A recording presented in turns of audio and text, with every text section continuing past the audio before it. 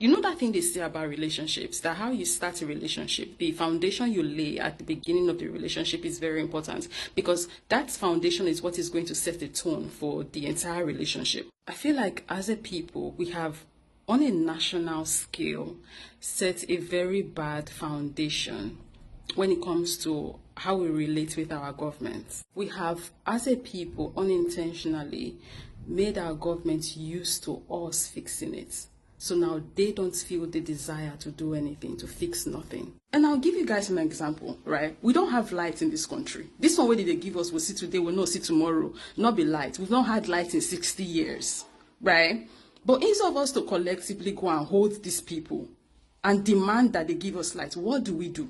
All of us carry our two left leg, we will go market, go buy a generator. Those of us that can afford solar system will go and invest in solar.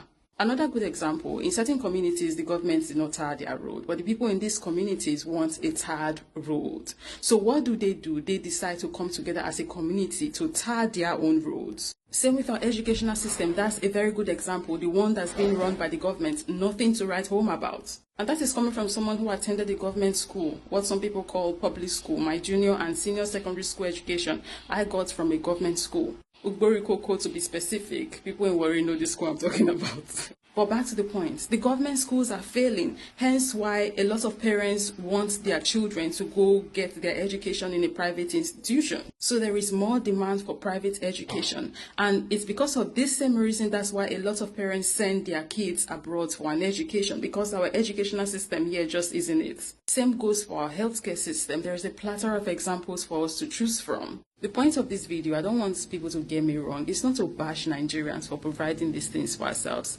because it's not a bad thing we are doing. But I want us to look at these things from a different angle and ask ourselves, could it be that us fashioning the government the way we do and moving on to do the things that they are supposed to be doing for us by ourselves, us actually being a part of our own problem, and the reason why these people are not as eager to do for us stuff that they need to do for us, because we have actually created this pattern where they now have come to realize that they really don't need to do anything because they know we are going to do it for ourselves. And now, if you really even ponder on it, these people have even found a way to start making money off our ability to provide for ourselves things that they should be providing for us. What is the name of that guy? Is the article? Allegedly, man fucking sells generators, and he was bloody running for these past presidential elections. I feel like our government is like a spoiled child,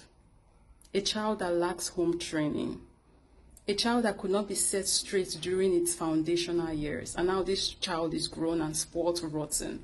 And now this child is useless and used to not lifting a finger. So every time, what does it do? It turns to mommy and daddy and goes, "Mommy, daddy, do it for me now. You know it's you that used to do it. Please." I just feel like if we as a people nationally have a track record of demanding them to do their jobs, instead of us going back door and doing their jobs for them, things will be a lot more different in the country. We are a reflection of our government. I will always say it.